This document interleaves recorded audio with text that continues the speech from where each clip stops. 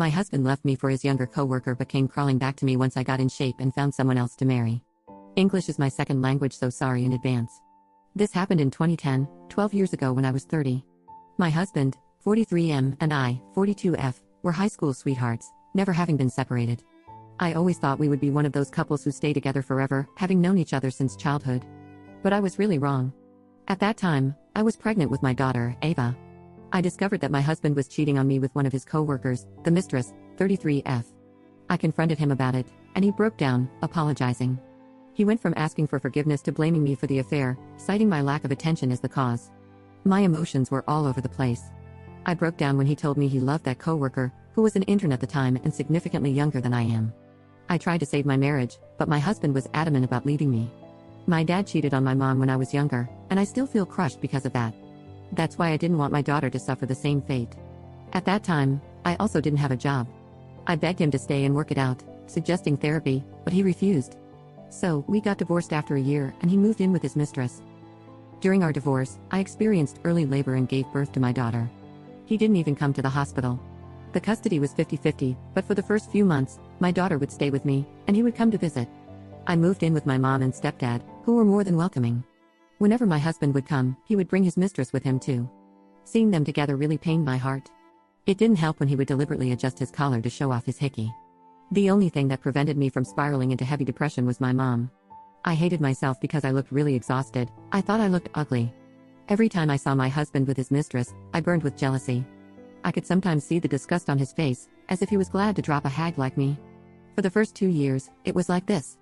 I lost a lot of weight and looked pale. After 2 years of sulking and feeling sorry for myself, I started to change my ways of life.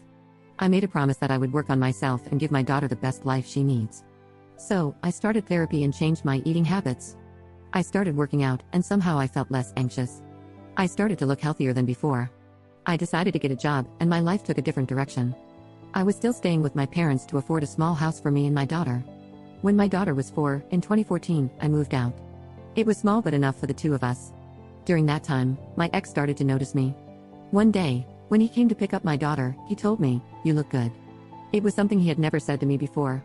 I almost broke my composure at that time, but I was still hurt because he made me go through something really painful for his own selfishness. So, I decided that I wanted to play with his mind for a while.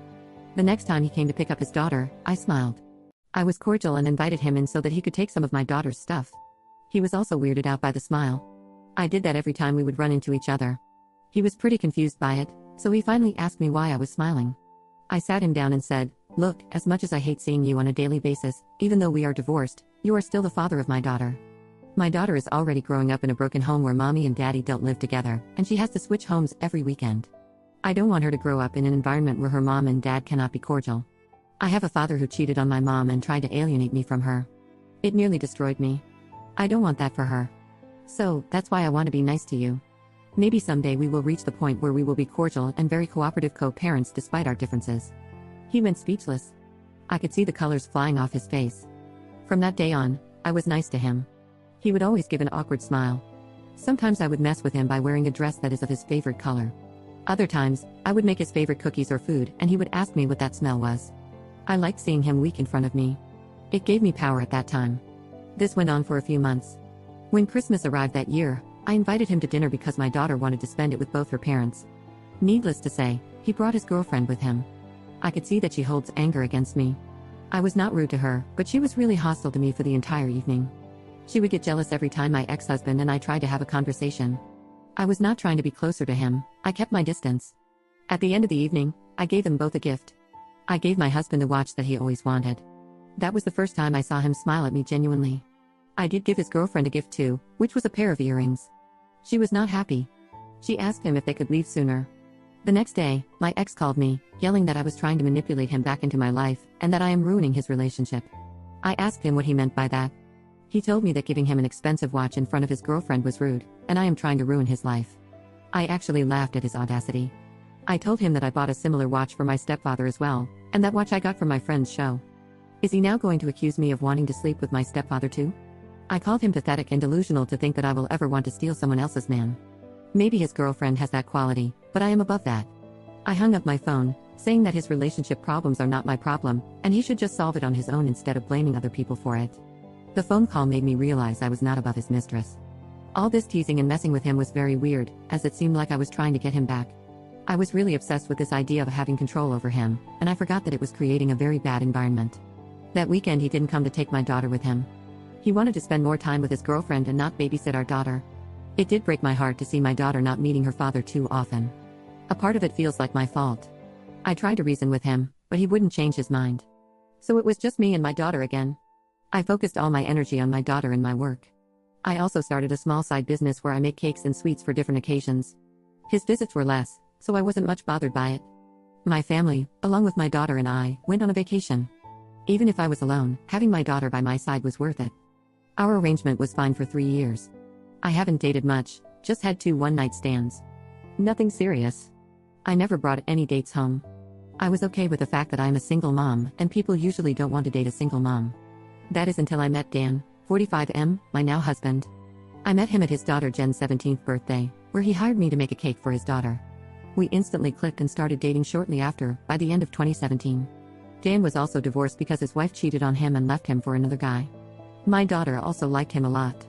He would take her fishing with him when we started to hang out as a family. His daughter was very protective of him, and I can understand because she saw him suffer through divorce and infidelity. Even though she was a little hostile towards me at the beginning, she liked my daughter. Jen always wanted a little sister. Though it took some time, Jen opened up to me and accepted me. I couldn't be happier. My life was a mess a few years ago, and now everything seems to be in place.